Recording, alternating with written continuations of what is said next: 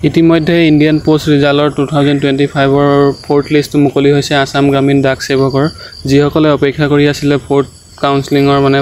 fourth merit লিষ্টৰ বাবে তেওঁলোকে অপেক্ষাৰ অন্ত পৰিছে আৰু অন্ত পৰাৰ লগে লগে ইয়াতে আপোনালোকৰ ফ'ৰ্থ লিষ্টখন মুকলি হৈছে আৰু ফ'ৰ্থ লিষ্টখন মুকলি হোৱাৰ লগে লগে আপোনালোকে কেনেকৈ চাব এই সম্পূৰ্ণ ভিডিঅ' দি আছোঁ তললৈ স্ক্ৰল কৰিব আৰু ফ'ৰ্থ লিষ্টখন চাই ল'ব ইয়াতে তললৈ স্ক্ৰল কৰিলে দেখিব যে ইয়াতে ফ'ৰ্থ মেৰিট লিষ্ট বুলি দিয়া থাকিব আৰু ইয়াতে ক্লিক কৰিব ক্লিক কৰাৰ পিছতে ইয়াতে লিষ্টখন চাবলৈ পাব ইয়াতে আপোনালোকৰ নিজৰ ৰেজিষ্ট্ৰেশ্যন নাম্বাৰটো মিলাই চাব ইয়াতে আপোনালোকৰ ৰেজিষ্ট্ৰেশ্যন নাম্বাৰবোৰ দিয়া হৈছে ডিভিজনবোৰ দিয়া হৈছে আপোনালোকে ৰেজিষ্ট্ৰেশ্যন নাম্বাৰবোৰ মিলাই চাই ল'ব ইয়াতে কাট অফটো সাইডত দিয়া হৈছে কাট অফটো আপোনালোকৰ কিমান ক'ত গৈছে এইটো চাই ল'ব পাৰিব ইয়াতে সম্পূৰ্ণখিনি ইয়াতে দিয়া হৈছে আপোনালোকৰ সকলোখিনি ইয়াতে দিয়া হৈছে আপোনালোকৰ কাট অফ কিমান গৈছে কোনটো কাষ্টৰ কাৰণে কিমান কাট অফ গৈছে ইয়াতে সকলোখিনি দিয়া হৈছে আপোনালোকে বিশেষ একো কৰিব নালাগে নিজৰ ৰেজিষ্ট্ৰেশ্যন নাম্বাৰটো ইয়াতে সাৰ্চ কৰিও চাই ল'ব পাৰে ইয়াতে আপোনালোকৰ সকলো দিয়া আছে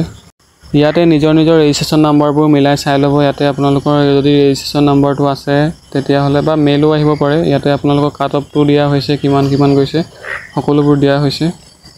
যিসকলে অপেক্ষা কৰি আছিল যে মেৰিট লিষ্ট অহা নাই তেওঁলোকৰ বাবে এটা ভাল খবৰ যিসকলে আসাম গ্ৰামীণ ডাক সেৱকৰ কাৰণে এপ্লাই কৰি থৈছিল তেওঁলোকে অপেক্ষা কৰি আছিল তেওঁলোকৰ অপেক্ষাৰ অন্ত পৰিল আৰু অন্ত পৰাৰ লগে লগে ইয়াতে আপোনালোকৰ ফ'ৰ্থ লিষ্টখন জাৰি কৰা হৈছে আৰু ফ'ৰ্থ লিষ্টখনৰ ৰোল নম্বৰবোৰ ৰেজিষ্ট্ৰেশ্যন নম্বৰবোৰ মিলাই চাই ল'ব